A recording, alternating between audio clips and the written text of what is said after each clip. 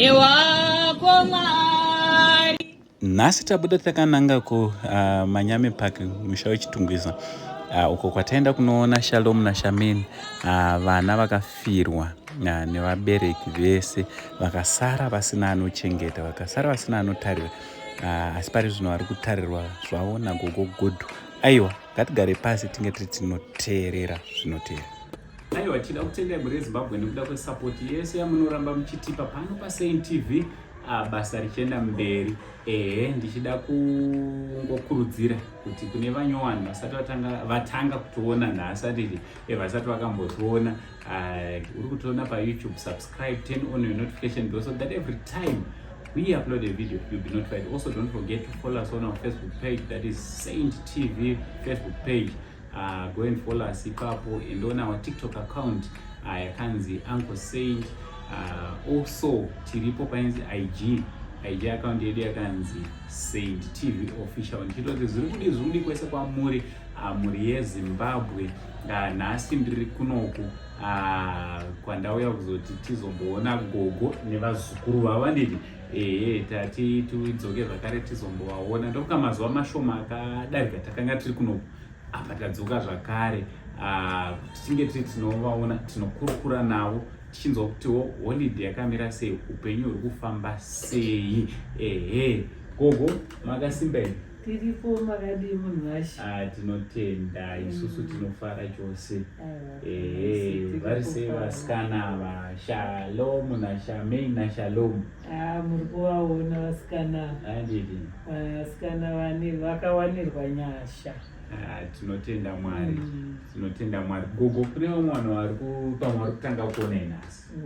Timbodzokera kumashure, ndoda kuti timbodzokera mbichana kumashure kuti chii chakasakisa kuti tinge tinozova neukama hwakadai. Zvii zvakanga zvanetsa kumashure mbichana? Zvakanga zvanetsa zvokuti vazukuru vangu ava vaigara namainini vavo kuBotswana. Mai vavo nababa vese vakashaika, tutu tudiki diki. Ndobva mainini vatora vana ndokuenda navo kuBotswana. Saka vari kuBotswana kwakazoita problem yekunzi havana matsamba. Saka kuBotswana havabvumidze kuti vana vagare vasina matsamba. Ndobva vati saka gogo ndodii nevana. Tikati chitounza kuZimbabwe. Saka pavakaunza vana kuZimbabwe takatsvaga munhu aichengeta vana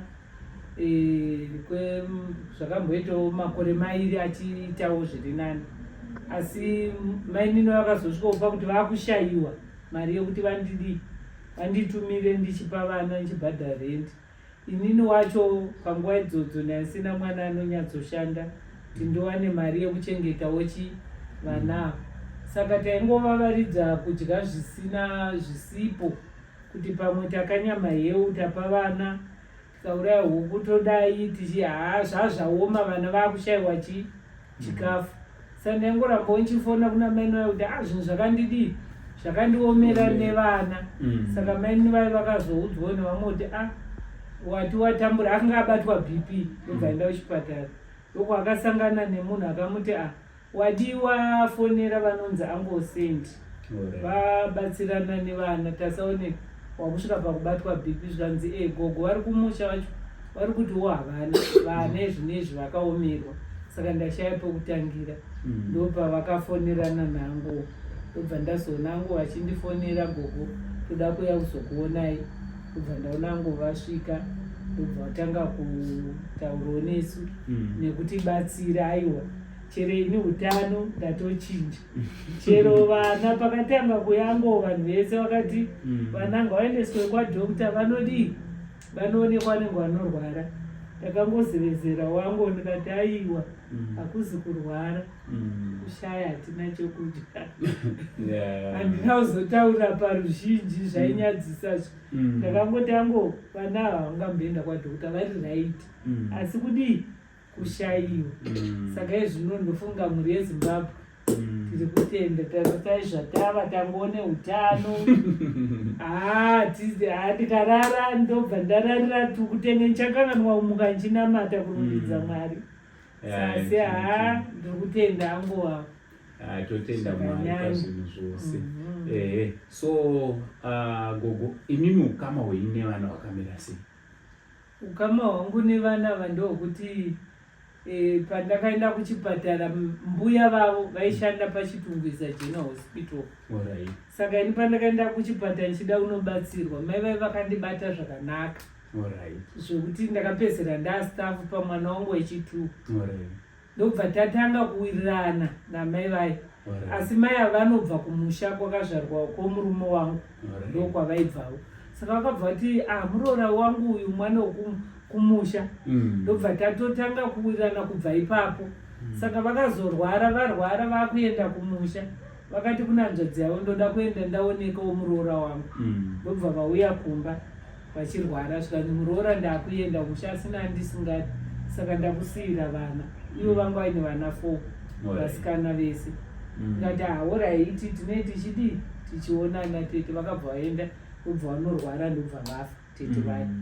Saka vana vanga vachiri mudiki mumwe ndofunga anga ari kuiko ndichazwa kuti mukuru anga ari chii. Mukuru wacho ndo amai vevana anoteedzera ndiye ari kuBotswana.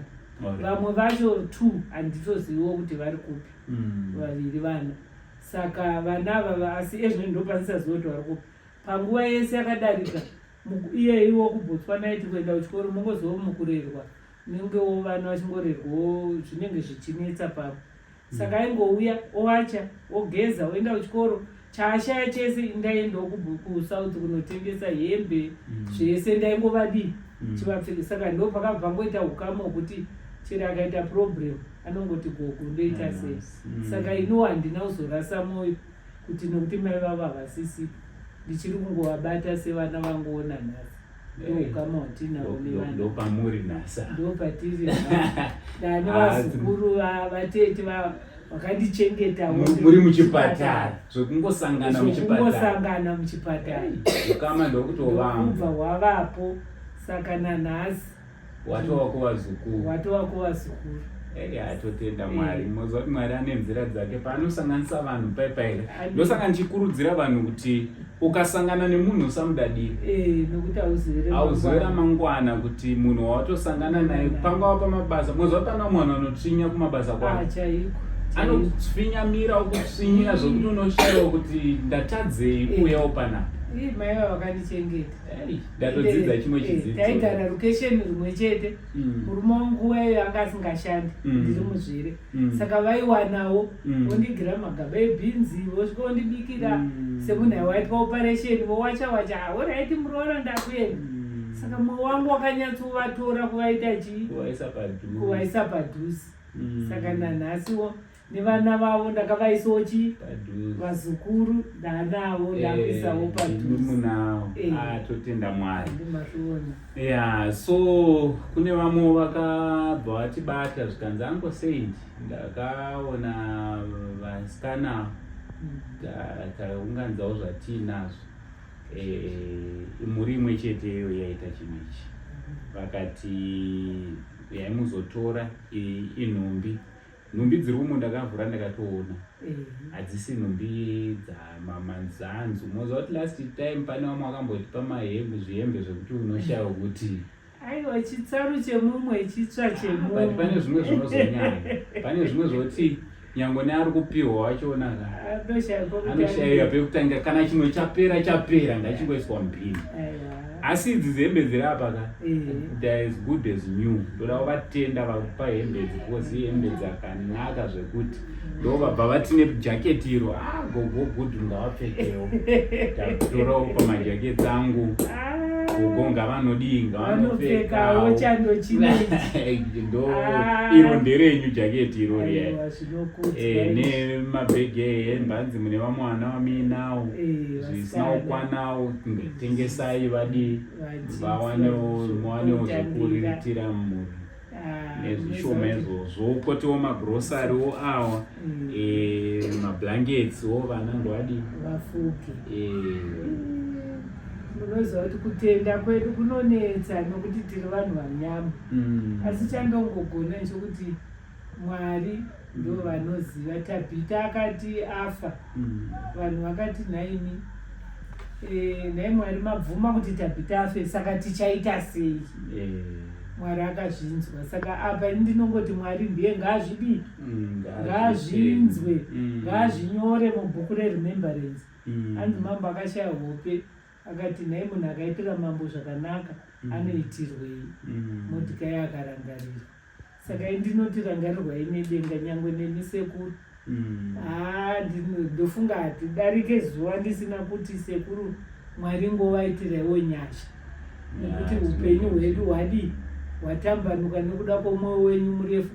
Nyangwe pandinoremerwa angorova mukuona vasina vanenge vasina munhu avambovapa mari yacho, ine ndisina ndobva ndatoti angondipei kuno ndaomerwa. Vanotsukutudza apa ivo vane mhuri asi vanozama kuti vati oraiti gogo handina, ndipe mawazi ndikutsvagire zvamukuda wondipa. Saka mwana wandakapiwawo naMwari, nyangwe ndakaita vana vashoma ndakuverenga kuti ndane mumwe mwana wangu mukomana anonzi Angosendi. Tinotenda neukama kuti Mwari ngaamukomborere, ngavaitirwe zvizhinji, mhuri yavo ngaivandudzwe. Saka ivava vakaita zvikanzi nhasi gogo, imimi nhasi musabike umwe muriwo, hanzi motenga kabhurera kenyu. Saka wandipa $10. Zvikanzi $10 iyi tengai kabhurera nhasi kuti navazukuru venyu muri pamba muchidi zvenyu holiday kudai. Saka ndozvavaita izvi. Tinozvitenda asi toda kudzosera kumbiri kumwe kuna Mwari. Regai tinamate, nokuti tega hatigone kuzviita asi tinoti Mwari. Saka regai tinamate. Mazviita Mwari vanoona, Mwari vanonzwa vanhu, Mwari wenherera, idzo dzinherera dzamarangarira Mwari. Isu tinoziva tiri vanhu, tinotaura, tinotadza, asi Mwari makaona zvakafanira panherera dzenyu. Makati abata nherera abata mboni yeziso renyu, ndiyo imhuri yabata mboni yeziso renyu nekuvandudza upenyu hwevanavo. Mwari ndimunadzo nyasha dzose dzeupenyu, ndangodziisawo mukati memhuri iyi Mwari. Ziso renyu rirambewo rakavatarisa.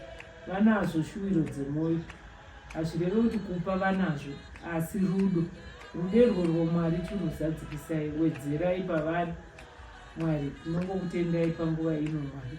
Mai vangu vamuri kushandisa Mwari, varambai muchivashandisa Mwari. Vandudzaiwo upenyu hwavo, tigozotaura kuti taimbova navo, havachinja vapa neimwe nzvimbo Mwari. Aiwa, vandudzai, wedzerai maoko ese ari kutambanudza pamhuri iyi Mwari, kana Sharon naShamini. Mwari makaona zvakafanira, wedzerai makore kuvanhu ivavo, wedzerai utano, mugowedzera mari, nokuti vasina havagone kutipa Mwari. Chivavandudzai mukati memabasa avo, ngaawedzerwe muzita nemuropa ramambo Jesu. Amen. Aiwa, tinotenda gogo isusuka.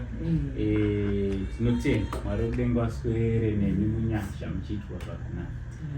Right, so mhuri yeZimbabwe ndofunga mangozvinzwira tichikurukura nagogo vane vazukuru vavo. Aiwa, imhuri yatakapiwa naMwari, iri nzira zvakare inova igona kuva nzira yako yekuropafadzwa nayo naMwari.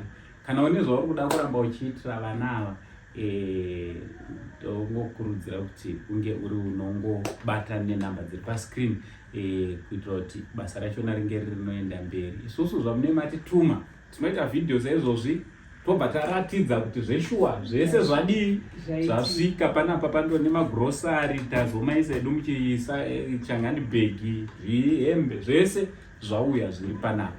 Ndizvo zvatinongoita isusu redu basa kuti tinge tinoona zviso zvevanhu zvichifara nguva dzose. Eyo zvakare musakangano asaura vedu veFit and Go ndo vanogadzira suspension yemotikari, nesu ndo vachiri kutigadzirira motikari yedu suspension.